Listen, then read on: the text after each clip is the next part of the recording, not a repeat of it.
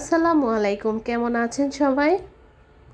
আশা করছি দেশ এবং দেশের বাইরে যে যেখান থেকে বসে আমার আজকের ভিডিওটি দেখছেন, আল্লাহর রহমতে সবাই সুস্থ আছেন, ভালো আছেন। আলহামদুলিল্লাহ, আমরাও ভালো আছি। নতুন আরও একটি ভিডিও দেখার আমন্ত্রণ জানাচ্ছি। আশা করছি আমার আজকের ভিডিওটি আপনাদের কাছে ভালো লাগবে। তো প্রতিদিনের মতোই সংসারের কাজকর্ম নিয়ে আপনাদের সাথে হাজির হয়ে গেলাম। যদিও অনেক দিন হয়ে গেছে ভিডিও দিতে পারিনি। এক হচ্ছে আমি নিজে অসুস্থ ছিলাম, আরেক হচ্ছে আমার বাচ্চারা অসুস্থ ছিল, সে জায়গা থেকে আমার বোনও অসুস্থ ছিল। তো আমরা ঘরের 4জন সদস্য ছিলাম, 4জন সদস্যই আর কি খুবই গুরুতর অসুস্থ ছিলাম, যার কারণে আমি ভিডিও দিতে পারি নাই। একটা কমিউনিটি পোস্ট দিব যে সেই অবস্থাতেও ছিলাম না, কারণ হচ্ছে আমার কাশি থেকে আমার বাচ্চারা ছড়াইছে, সেখান থেকে আমার বোনের হয়েছে। এভাবে মিলে আমরা খুব ভালোই অসুস্থ ছিলাম। তো শুকর আলহামদুলিল্লাহ, আল্লাহ তাআলা আমাদেরকে সুস্থতা দান করেছে এবং বাচ্চারাও আলহামদুলিল্লাহ সুস্থ আছে। সেটার জন্য অবশ্যই আল্লাহর কাছে লক্ষ কোটি শুকরিয়া আদায় করছি। তো আজকের দিনটা হচ্ছে আমার ভীষণ স্পেশাল একটা দিন। তো আজকের এই 14 তারিখে আমার মেয়ে ইহানা আমার কোল আলো করে পৃথিবীতে এসেছিলেন। যদিও অত সুন্দর করে কথা বলতে পারি না, যতটুকু আমার মন চাইছিল বলতে সেটুকুই বলেছি। তো আমি ঘটা করে আসলে তেমন কিছু করব না, তো কারণ এটা বাদ দিয়ে দিয়েছে। আর আমার ছেলের বেলা আমি অনেক বড় বড় করে অনুষ্ঠান করেছি, সেগুলো আমি যে আগে ইউটিউব চ্যানেল খুলেছিলাম সেটার মধ্যে আছে, যদিও চ্যানেলটা আমি এখনও ডিলিট করি নাই, সেটার মধ্যে মানে সমস্ত ভিডিওগুলো আছে। তো যাই হোক, মেয়ের বেলা আমি করব না, তার মানে এই না যে আমার মেয়ে আমার পছন্দ না, বাট আমার মেয়েকে আমি ভালোবাসি না। আমার ছেলেকে যতটুকু ভালোবাসি, আমার মেয়েকে আমার মনে হয় তার থেকে একটু হলেও বেশি ভালোবাসি। তো যাই হোক, কেন করব না সে একটা হিস্টোরিও বলছি।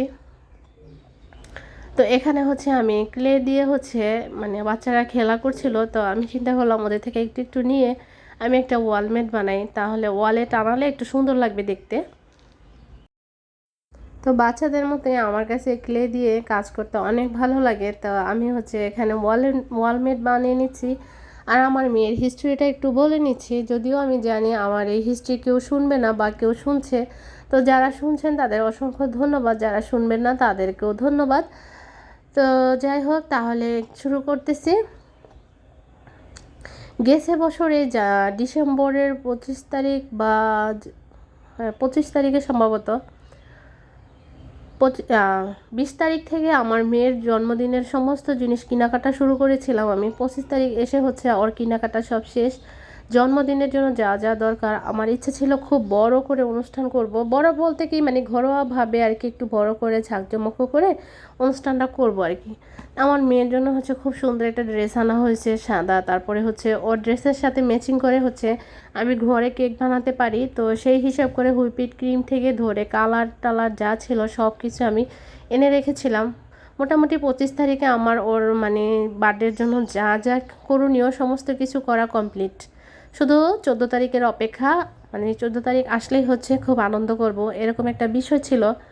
তো এর মধ্যেই সেই তারিখটা হয়তো 25 বা 26 এরকমই হইতে পারে। আমার মেয়ে রাতের বেলা জ্বর, সকালবেলা হচ্ছে মানে পুরো ক্রিটিক্যাল অবস্থা, খিঁচুনি উঠে ওর অবস্থা খুবই খারাপ ছিল।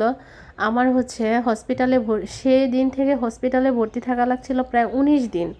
আর সেই 19 দিনটা শেষ হয়েছিল ওর জন্মদিনের দিন, মানে যেদিন ওর 14 তারিখ ছিল সেদিন হচ্ছে আমরা হাসপাতাল থেকে রিলিজ পেয়েছি। আর হসপিটাল থেকে রিলিজ পাওয়ার সময়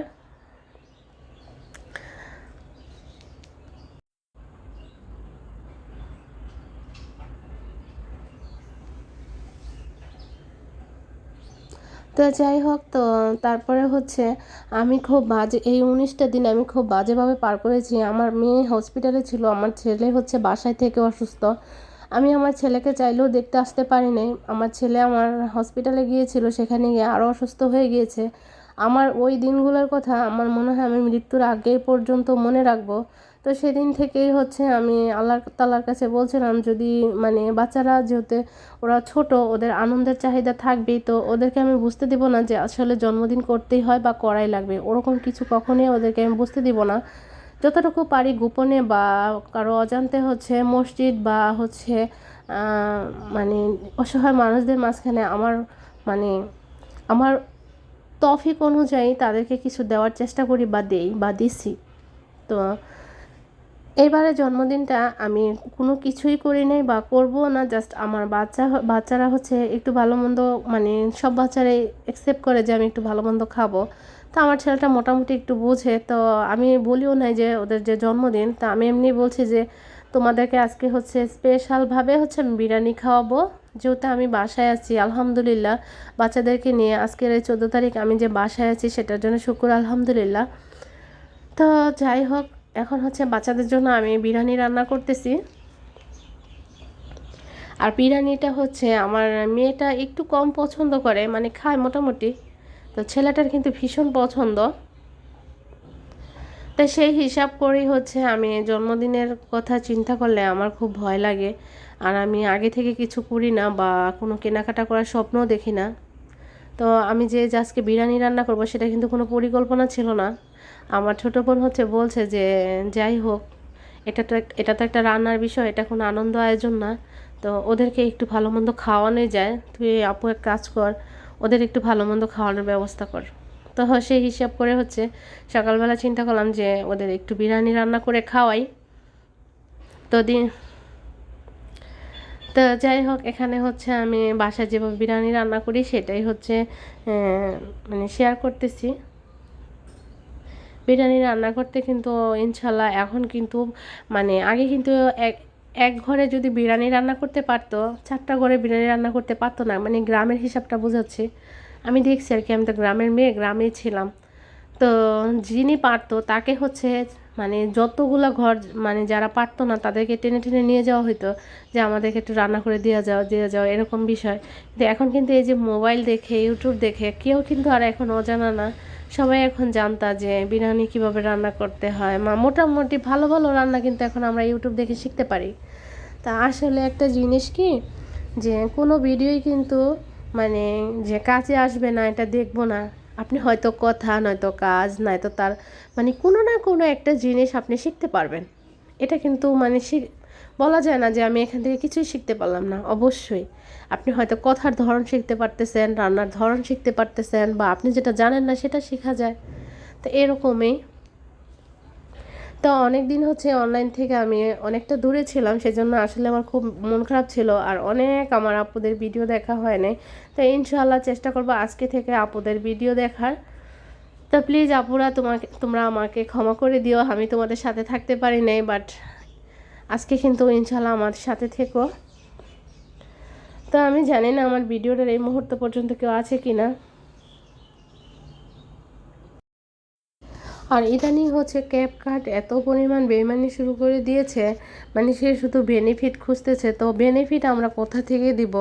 আমরা তো এখনও ইউটিউবে সফল না বা সফলতা পাই নাই। তো এখনই যদি বেনিফিট দিতে শুরু করি তাহলে দেখা গেছে যে আমরা সফলতা আর পাবো না। তো তখন কি করব? এই টাকাগুলো আমাদের জলে যাচ্ছে। তো কি বলবো, ক্যাপকাটে ইদানিং হচ্ছে খুব বাজে একটা দেখাচ্ছে, এফেক্ট দেখাচ্ছে, শুধু টাকা চাইছে।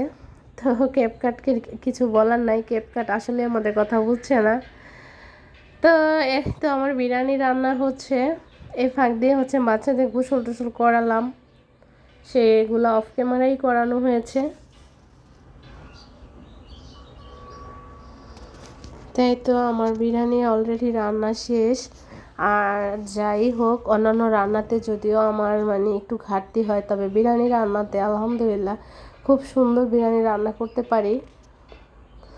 আর বিরিয়ানিটাও খেতে মাশাল্লাহ খুবই মজা হয়েছে।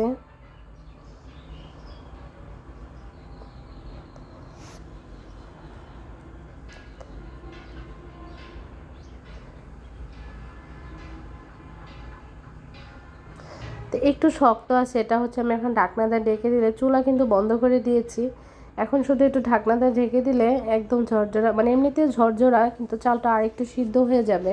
তো সাথে বেরেস্তা দিয়ে এখন ঢাকনা দিয়ে ঢেকে দেব, এতে করে খুব ভালো একটা স্মেল আসে। আজকে আর ঘি নাই, ঘি থাকলে হয়তো ঘিটা ব্যবহার করতাম, কিন্তু ঘি ছিল না, ঘি শেষ হয়ে গিয়েছে।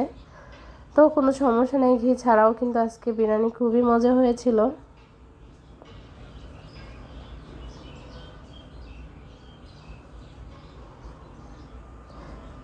তো যাই হোক, এখন হচ্ছে আমি বাচ্চাদেরকে খেতে দিয়েছি, আমার ছেলেকে খেতে দিলাম। স্পেশাল আসলে কোনো তেমন ছালা ছিল না, জাস্ট দুটো শসা কেটে দিয়েছি।